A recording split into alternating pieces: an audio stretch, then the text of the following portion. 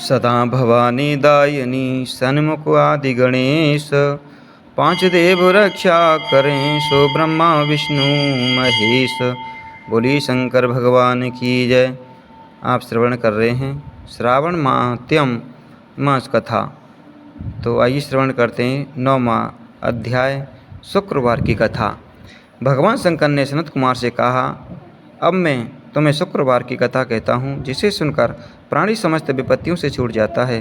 पांडव वंश में एक राजा था जिसका नाम सुशील था। उसके यहाँ कोई संतान नहीं थी। उसकी पत्नी का नाम सुकेशी था। पुत्र न होने के कारण उदास रहने लगी। रानी स्त्री स्वभाव के कारण हर महीने कपड़ों को अपने पेट पर बांधकर पेट की वृद्धि करती रही। इस प्रकार साहस के कारण स्व प्रसूति के अनुसार सुकेशी किसी गर्भवती स्त्री को खोजती रही। संयोगवश उसने गर्भवती पुरोहित की पत्नी को देखा। कपटी रानी ने प्रसव के समय में दाई का कार्य करने वाली अन्य किसी स्त्री को इस काम के लिए नियुक्त किया। उस दाई को एकांत में बहुत सा धन दिया और अपने गर्भ की अनुकरण की सब बातें कह सुनाई। पुरोहित की पत्नी का प्रसव का समय नजदीक आया। यह सुन उसी तरह दाई ने भी अपने वचन का पालन किया। पुरोहित की पत्नी दाई की बात नहीं जानती थी, अतः वह दाई की बातों का पालन करती थी।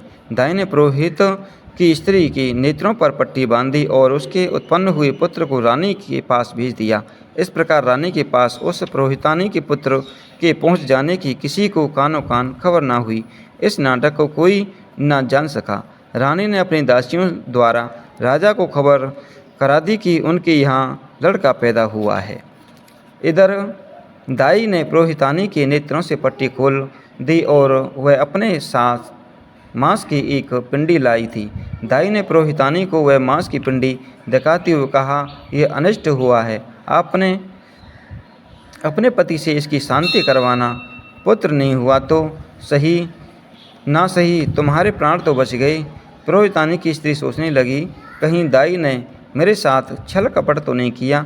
राजा ने जब पुत्र उत्पन्न होने की बात सुनी तो जात कर्म आदि करके ब्राह्मणों को गज अवश्य रथ आदि दान में दिए। जो बंदी खाने में बंद थे सबको छोड़ा दिया। राजा ने उसका नाम प्रियव्रत रखा। श्रावण मास शुरू होने पर पुरोहितानी की स्त्री ने शुक्रवार के दिन भक्ति द्वारा जीवंतिका की पूजा अर्चना की। दीवार पर बहुत से लड़कों के सहित जीवंतिका की तस्वीर बनाई और 5 दीपक जलाकर पुष्पमाला से पूजा अर्चना की। गेहूं के आटे के दीपक बनाकर जलाती और स्वयं भी गेहूं के आटे को शुद्ध घी में पकाकर भोजन करती। भोजन के पश्चात जीवंतिका से प्रार्थना करती, जहाँ पर भी मेरा पुत्र हो उसे सुरक्षित रखना। इस प्रकार प्रार्थना करने के पश्चात वह कथा सुनती और यथाविधि नमस्कार करती। जीवंतिका के प्रसाद से वह बालक राजा के यहाँ वह इस तरह बढ़ने लगा जैसे शुक्ल पक्ष का चंद्रमा बढ़ता है, और जीवंतिका उसकी रात दिन रक्षा करने लगी। कुछ समय बाद राजा का स्वर्गवास हो गया। पितृभक्त पुत्र ने पिता की परलौकिक क्रिया संपन्न कराई।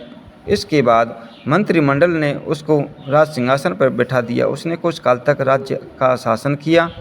भली भांति उसके बाद वह राज्य भार मंत्रियों को सौंपकर पितृ तृण से मुक्ति पाने के लिए गया जी को रवाना हो गया। उसने यह यात्रा करपटिक वेश में की। रास्ते में वह किसी गृहस्थी के घर पर ठहरा। उस गृहस्थी के यहाँ पुत्र हुआ था। उससे पहले 5 पुत्रों को छठी देवी ने मार डाला था, परंतु इस बालक को छठी देवी नहीं मार सकती।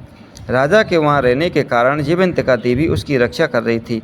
गृहस्थ ने जब अपने लड़के को जीवित अवस्था में देखा तो उसको पक्का विश्वास हो गया कि ये बालक अतिथि राजा के कारण ही जीवित है। उसने राजा से एक दिन घर पर ठहरने की कृपा की, क्योंकि उसकी कृपा से ही मेरा ये छठा पुत्र जीवित है। गृहस्थ की प्रार्थना करने पर राजा एक दिन के लिए उसके यहाँ रुक गया। फिर वह गया जी चला गया और वहाँ पिंड देने लगा। पिंड देते समय उसे बड़ा आश्चर्य हुआ। उसने देखा कि पिंड को ग्रहण करने के लिए 2 हाथ बाहर निकले हैं। एक विद्वान ब्राह्मण से उसने पूछा, ये सब क्या मामला है? ब्राह्मण बोला, ये दोनों हाथ तुम्हारे पिता के हैं। घर जाकर अपनी माता से पूछना कि ऐसा क्या हुआ, तुम्हारी माता ही बताएगी। लौटते समय राजा फिर उसी गृहस्थी के यहाँ ठहरा। उसके यहाँ अब दूसरा पुत्र पैदा हुआ था। जो केवल 7 दिन का था। इस लड़की को लेने जब छठी देवी आई तो जीवंतिका देवी ने उसे बालक को नहीं ले जाने दिया। छठी देवी ने जीवंतिका देवी से पूछा, आप इन लड़कों को क्यों बचा रही हैं? इसकी माँ ने कौन सा व्रत किया है जो दिन रात आप इसकी रक्षा करती हैं? राजा भी उस समय जाग रहा था।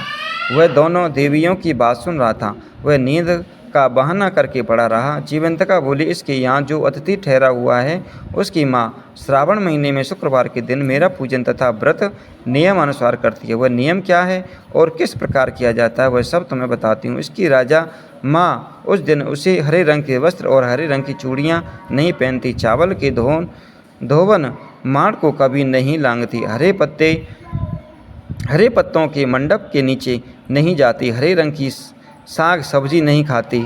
ये सब कुछ वह मेरे लिए ही करती है, इसलिए मैं उसकी तथा उसके पुत्र की रक्षा करती हूँ। छठी देवी और जीवंतिका देवी का वार्तालाप सुनकर राजा उठकर अपने राज्य में आया।